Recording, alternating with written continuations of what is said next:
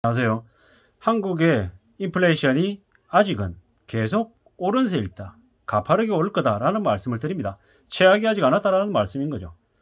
물가가 지금 미국이 8% 얘기하고 있고 EU도 유럽 쪽도 8% 9% 얘기하고 있는 상황입니다. 근데 아직 한국은 아직 6% 전이다. 5%대다. 이렇게 얘기하고 있는데 한국의 물가는 하반기가 되면 6%가 되고 7%가 되고 계속 오를 겁니다. 계속 말씀드리지만 한국의 물가는 22년, 23년, 24년 지금 현재 기준으로 봤을 때 24년까지는 계속 오른다. 가파르게 높아져 있을 거다라고 생각해야 될 것 같습니다. 절대로 곧 정점이고 곧 이제 내려올 거다. 이런 얘기들은 안 믿는 게 좋을 것 같습니다. 불행한 얘기, 불안한 얘기, 부정적인 얘기를 말씀드리는 게 아니라 냉정한 현실을 봐야 된다라는 말씀을 드리는 겁니다. 절대로 괜찮을 거다, 별일 없을 거다라는 말에 넘어가면 안 된다라는 이야기를 계속 하고 싶은 거죠. 꽤나 지금은 상황이 안 좋습니다. 안 좋은데 저기 정권사 아니면 언론에 기자들 하는 얘기들 별일 없다, 괜찮다, 조금 지나면 정점이 될 거다 이런 얘기에는 안 넘어가는 게 좋겠습니다. 절대로 괜찮지 않다라는 거죠.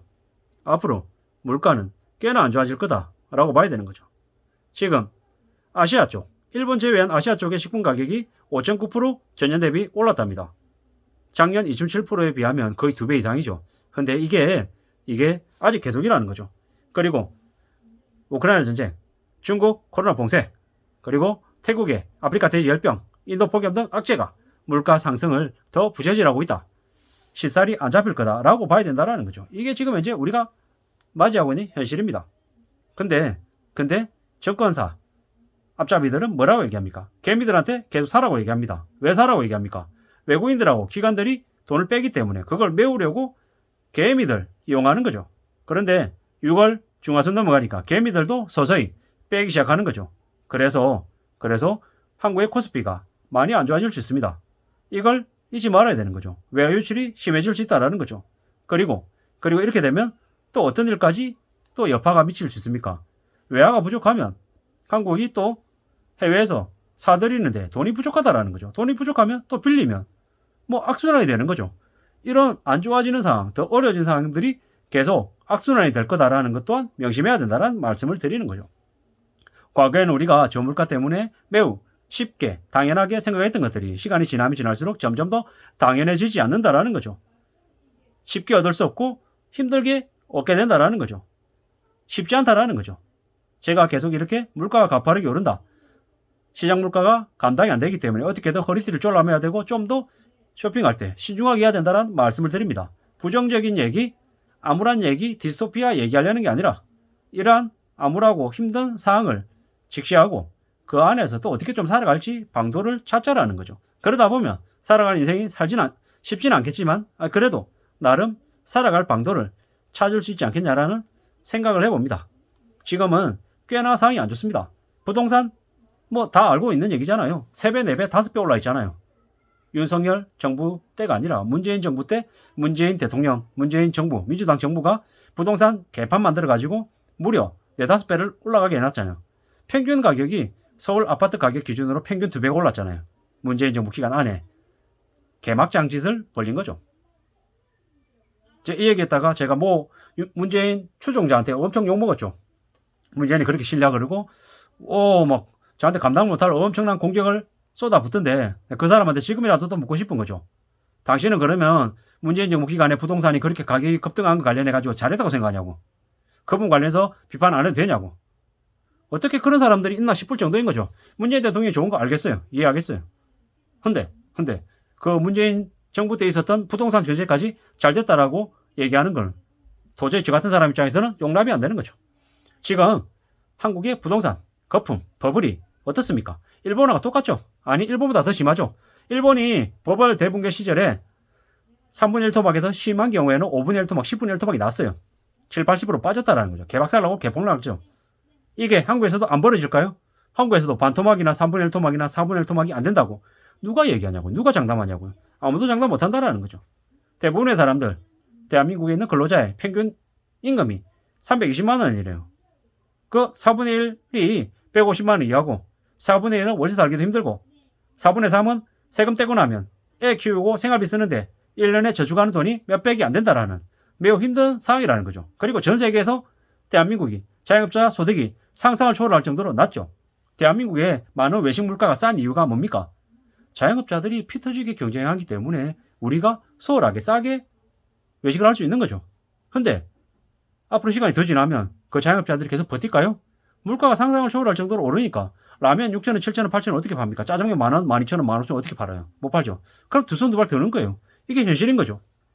이게 대한민국의 현실인데 부동산 가격이 그렇게 오른다? 이게 감당이 된다? 아닌 거죠. 말이 안 된다라는 거죠. 노도강 2억 깎아줬는데도 거래가 안 된다 이러는데 웃긴 얘기인 게 2억짜리 아파트를 12억, 14억을 만들어놨어요. 그래놓고 2억 깎아준다고 11억 만들어준다, 12억 만들어준다고 산다고 얘기하는 게 또라이인 거죠. 미친 거죠. 2억짜리 아파트를 10억, 12억, 14억을 만들어놨는데 그거 5억, 6억 된다고 해도 사나요? 못 사죠. 말이 안 되는 지금 부동산 관련해서 아수라장이고 개판이고 말이 안 되는 상황이라는 거죠. 이게 현실이다라는 거죠. 대한민국의 정부 부채가 얼마입니까? 5천조가 넘습니다. 5천조가. 상상을 초월할 정도인 거죠. 정부 부채 1100조, 기업 부채 1000조, 가계부채 1900조. 이것만 합쳐도 얼마입니까? 4000조입니다. 근데 전세 보증금도 부채잖아요. 합치면 5000조 넘어가는 거죠. 근데 미국이 기준금리를 지금 벌써 4% 이상으로 올린다라는 얘기도 많아요. 7%까지 간다는 얘기도 있고. 이게 현실이죠. 그럼 한국은요? 한국은 어떻게 됩니까? 한국은 미국보다는 더 높아야 되는 거죠. 뭐 한미금리 역전이 있어도 괜찮다라고 얘기하는데 괜찮다고 얘기하는 사람들 입을 틀어야 되는 거죠. 왜? 안 괜찮죠. 과거에 한미금리 역전이 있어도 괜찮았던 시절에는 무역 수지가 흑자였고 수출이 좋고 한국의 경제 상황이 괜찮았던 거죠. 지금은요. 안 좋잖아요. 무역 수지 흑자잖아요. 적자잖아요. 적자. 무역 수지 적자, 재정 적자. 부채는 계속 산더미처럼 쌓이고 있고 부동산 가격 미쳐 있고 주식 한다고 비트해가지고 쌩 난리치고 있고 아니 이런 상황에서 어떻게 괜찮아지냐고요. 한미금리 역전되면 외화 유출 안 됩니까? 당연히 되죠. 그게 당연한 얘기인 거죠. 어디 당연한 얘기를 언론에서 개수작을 개소리를 하고 있는데 이걸 믿어야 되냐는 거죠. 절대로 믿으면 안 된다는 얘기인 거죠. 지금 이제 상상을 초월할 정도로 온갖 일들이 벌어지고 있는 거죠. 한국에 꿈과 희망이 있습니까?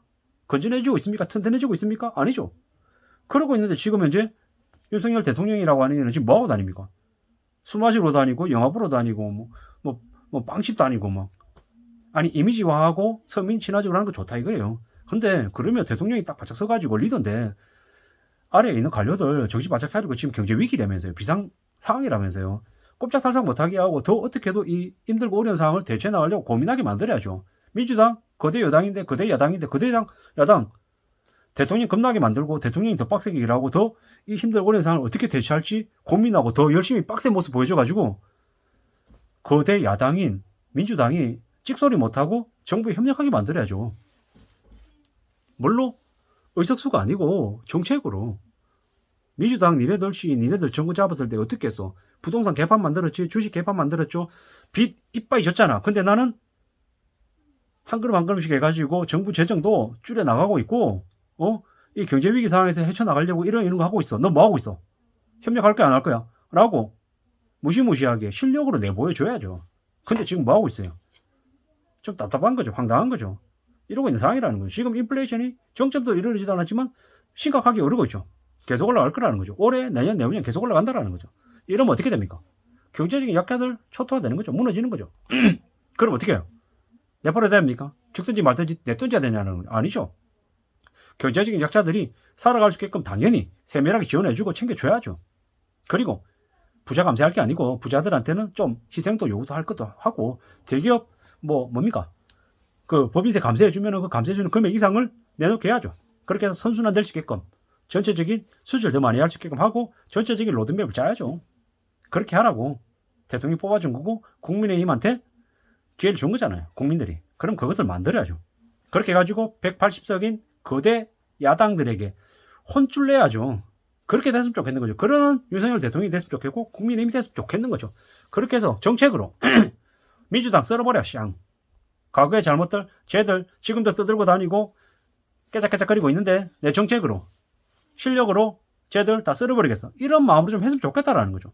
저 보수겠습니까? 진보겠습니까? 이렇게 얘기하면 물타기 하지 말라고 또 얘기하는데요. 저는 중간입니다. 어느 쪽이 됐건 간에 국민을 위하는 정치인들한테는 손을 들어주고 싶은 게 저 같은 사람의 입장인 거죠.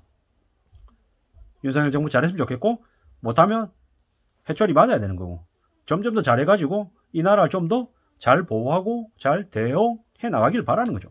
지금은 물가가 상상을 초월할 정도로 많이 안 좋고 심각한 상황이다. 그런 상황을 잘 대응할 수 있게끔 정부의 리더십이 좀 필요하다라는 말씀도 드리고요. 개개인들은 개개인들대로 살아갈 방도를 현실적인 대응책을 마련해두고 지내야 된다는 말씀을 꼭 드리고 싶어서 영상을 찍게 됐습니다. 아무쪼록 저나 여러분들의 현실이 이 힘들고 어려운 현실을 잘 극복해 나가는 저와 여러분들이 되기를 간절히 바랍니다. 디스토피아, 암울하고 지저분하고 답답하고 불행하고 혐오감을 주는 그런 영상을 찍어서 올리고 싶은 마음 절대 없고요. 어떻게든 저나 여러분들 우리 모두의 삶이 나아지기를 바라는 마음에서 찍으니 절대로 그렇게 안 봐주셨으면 좋겠습니다. 뭐 인상 쓰고 제 인상이 더럽고 얼굴이 못생기고 영상이 좀 이렇게 혐오감을 준다, 짜증난다 이런 얘기들 많이 하시는데 저는 제 나름대로는 최선을 다하고 노력하면서 꾸준히 날마다 공부해가지고 올리려고 하는 거다라고 봐주시면 좋겠고, 뭐 그럼에도 불구하고 건설적인 비판 혹은 지적은 겸허히 받도록 하겠습니다. 단순 욕설이나 아니면 정치적인 뭐 부분, 뭐 윤석열 정부를 추종한다, 아니면 문재인 정부를 추종한다 이래가지고 그 반대 입장에서 제가 의견을 표시하는 거 관련해가지고 이 인간 안 되겠네, 쓰레기네, 어쩌네 개소리하거나 욕하거나 이런 것들은 그냥 절대로 받아들일 생각 없으니까, 그런 얘기들은 할 생각이 있으시면 저한테 돈 내고 하시든 아니면 안 하시기를 바라면서 마치겠습니다. 감사합니다. 고맙습니다.